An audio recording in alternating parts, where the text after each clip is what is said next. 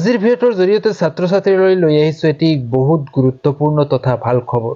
বন্ধুসকল, এইটো ভিডিঅ'ৰ জৰিয়তে ছাত্ৰ-ছাত্ৰীসকললৈ এটি উৎসাহজনক খবৰ এইটো ভিডিঅ'ত জনাবলৈ চেষ্টা কৰিম।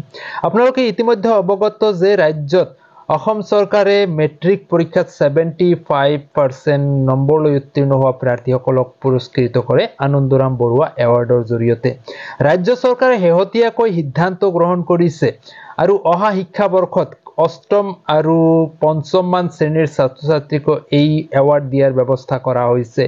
আজি অসমৰ মাননীয় শিক্ষামন্ত্ৰী মহোদয়ে জানিব দিয়া মতে এই খবৰটো আপোনালোকক সম্প্ৰচাৰ কৰিছো। তো আহকচোন শিক্ষামন্ত্ৰীয়ে কোৱা কথাখিনি আপোনালোকক ডাইৰেক্ট শুনাবলৈ চেষ্টা কৰিম। মুখ্যমন্ত্ৰীৰ বৃত্তি পৰীক্ষা অনুষ্ঠিত হৈছিল পঞ্চম শ্ৰেণীত আৰু বৃত্তি পৰীক্ষাটো এতিয়া অনুষ্ঠিত বন্ধ হ'ল।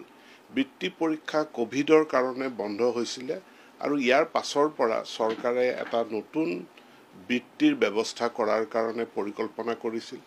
আমি সকলোৱে জানো যে দশম শ্ৰেণীত যিসকল ছাত্ৰ-ছাত্ৰীয়ে ৭৫% নম্বৰ বা তাতকৈ অধিক পাই উত্তীৰ্ণ হয় তেওঁলোকৰ কাৰণে আনন্দৰাম বৰুৱা বঁটা দিয়া হয় আৰু এই বছৰো আনন্দৰাম বৰুৱা বঁটা দিয়া হ'ব।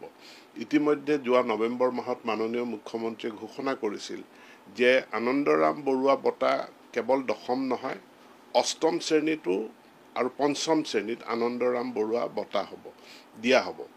ইয়াৰ ৰূপৰেখা প্ৰস্তুত কৰি থকা হৈছে।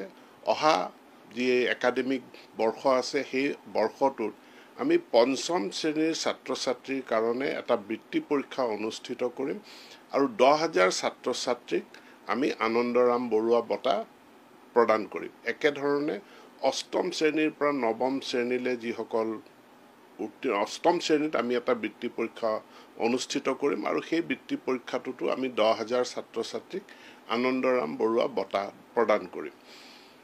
এনেধৰণে আমি ছাত্ৰ-ছাত্ৰীসকলক শিক্ষানুষ্ঠানৰ প্ৰতি তেওঁলোকক আকৰ্ষিত কৰা, শিক্ষানুষ্ঠানত তেওঁলোকক ৰিটেইন কৰা আৰু যাতে আমাৰ গ্ৰছ এনৰোলমেণ্ট ৰেচিঅ'টো ভাল হয় তাৰ কাৰণে আমি প্ৰচেষ্টা চলাইছোঁ।